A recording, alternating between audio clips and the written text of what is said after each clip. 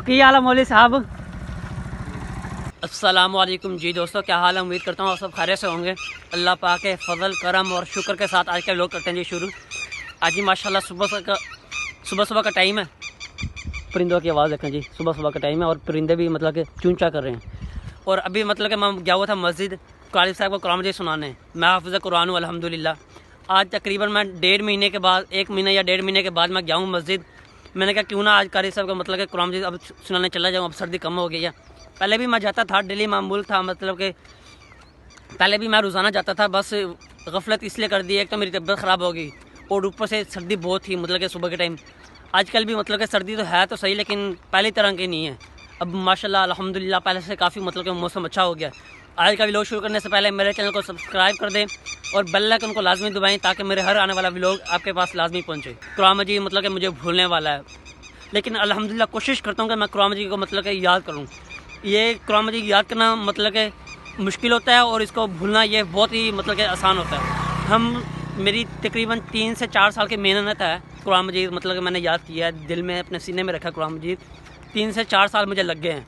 अगर मैं रोज़ाना मतलब कि सुस्ती कर लूँ, मस्जिद ना जाऊँ कारी साहब का कुरान मजीद सुनाने, तो फिर कोई फ़ायदा तो ना हुआ मुझे पढ़ने का। ऊपर से गुनाह जो है वो बहुत ज़्यादा होगा मुझे। तो फिर आज से मैं कोशिश करूँगा जी कि मैं रोज़ाना जाऊँ कारी साहब को कुरान मजीद सुनाने।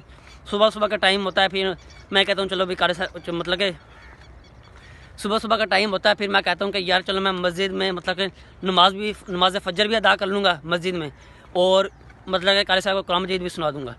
चलो जी पहुँच गया हूँ घर, जाकर जी खाना शाना खाता हूँ। सुबह सुबह का टाइम है, भूख नहीं इतनी भूख मुझे लगी हुई है ना, बहुत ही ज़्यादा भूख लगी हुई है सुबह सुबह।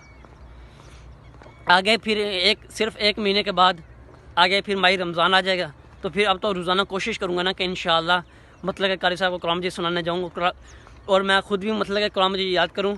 फिर तरावियाँ भी तो पढ़ानी है ना, तरावियाँ मैं तो नहीं पढ़ाऊँगा, मतलब कि मैं सुनूँगा तरावियाँ।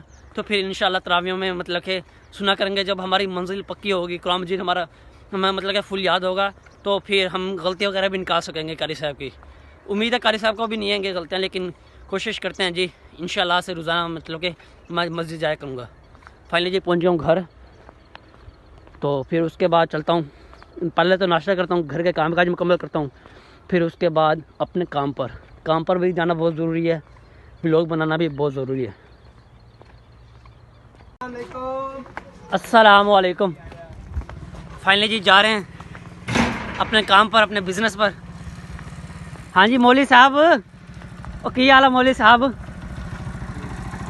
मौलवी साहब की हाल है ठीक हो, खैर रुमाल बनया बस चल रहे हैं पैदल ही। ये जी ये मेरे कज़न गाँव से आए थे मैं दूध देने, डेली मतलब कि रोज़ाना आते हैं मैं दूध देने। और हम जी जा रहे हैं अपने काम पर। माशाल्लाह जी सूरज भी तलू हो चुका है। हाँ 2 जगह रोज़ाना अपना ये फ़र्ज़ रोज़ाना मतलब कि ज़िम्मेदारी से निभाते हैं। रिश्तेदारी है इसलिए, अगर रिश्तेदारी ना होती तो कभी भी ऐसा कोई काम नहीं करता होता। कैसे जी भाई, चला जाए।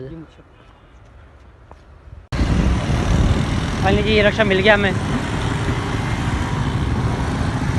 बिस्मिल्लाहिर्रहमानिर्रहीम। हज़रत से झुककर कहा,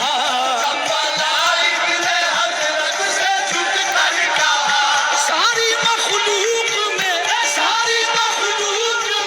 हक। ये लो जी ये किराया 20 रुपये।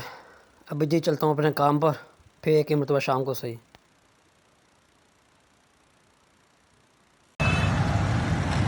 जी दोस्तों फाइनली जी मुझे काम से छुट्टी हो गई है और अब रिक्शा लेता हूँ और चलता हूँ जी घर जल्दी जल्दी। काफ़ी थक चुका हूँ, भूख भी काफ़ी लगी हुई है।